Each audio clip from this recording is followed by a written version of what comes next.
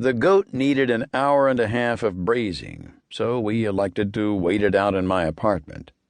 Elated by the prospect of a good dinner, Fillmore took the steps 2 at a time, outdistancing me and reaching my landing a whole floor ahead. I heard him gasp, "Mr. Casbarian!" Rounding the top step, I discovered Fillmore flapping his arms at a small, balding man with a sword. "What are you doing here?" The man grinned, snared Fillmore's hand, and shook it.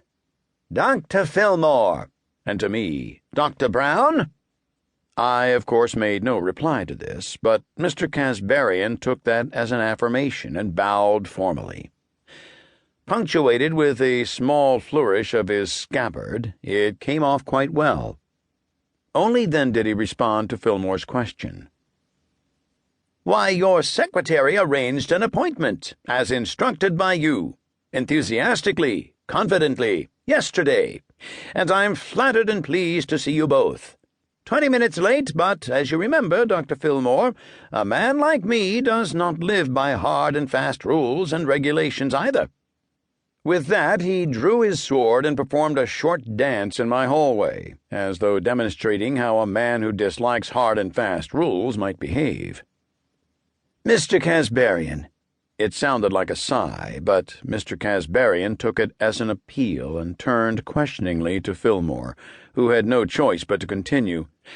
"I'm sorry, but I need to consult with Dr. Brown in private for just a minute. Will you excuse us?" "Certainly."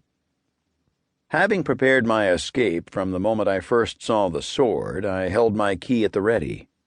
I unlocked the door, tried to close it on Fillmore, remembered the Tianjin braised goat, and gave in. Fillmore rushed through and sank into a chair.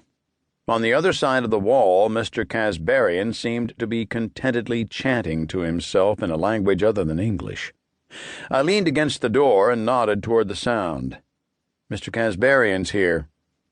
Fillmore looked up, smiled, shrugged. "Fillmore?" "Yes." "Who is Mr. Casbarian?" "Mr. Casbarian. Well, did you ever see that TV show in the 70s, Danger Man?" "Sure." "He was the producer." Fillmore sat quietly, as if that had somehow explained everything. In spite of myself, I was slightly impressed. Danger Man, after all, had been a hell of a guy. A swashbuckling, crime-fighting, girl-getting, heroic type, always able to pull it off at the last minute. I'd begun to run back through my favorite episodes, but caught the motion. Why is the producer of Danger Man fencing outside my door? "I don't know." "You don't know?" "I don't know why he's fencing." Fillmore puffed out his cheeks, exhaled. "I think he might be here because I referred him to you, or told my secretary to." "You think so?" "I did, but I forgot. After the Mrs. Quilp thing, it derailed me." We could hear the sound of Mr. Casbarian's sword whipping through the air trapped in my hallway, accompanied by, "Take that, and that, and that, and that, and that." "Mr. Casbarian, then, is your patient?" "No," said Fillmore carefully. "He's yours." "Ha! Out of the fucking question." "I don't see why not, man. Now that Mrs. Quilp's dead, you don't even have one." "Mrs. Quilp isn't dead. I mean, she is, but my patient isn't. Anyway, I'm not a psychologist anymore. I'm a private detective." "A detective, I know, but maybe you could just—" "Nope.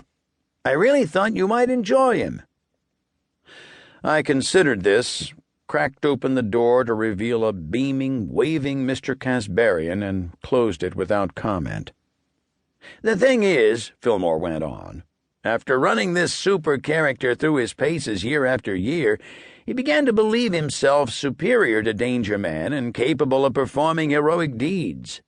"You mean—" "I'm not finished." Fillmore reached for a nearby empty glass, raised it beseechingly in my direction, but I made no move. "The great part is, he is." "Is what?"